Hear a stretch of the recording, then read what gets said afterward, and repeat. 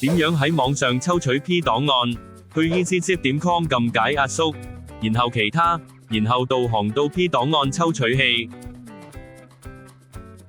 撳選擇要打開嘅 P 檔案嚟開啟檔案選擇器，同選擇你想抽取嘅 P 檔案。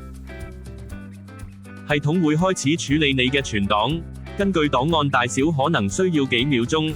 抽取完成後，所有檔案會被列出，你可以撳預覽嚟喺下載前檢查內容。如果滿意，撳保存嚟將抽取嘅內容保存到你選擇嘅資料夾。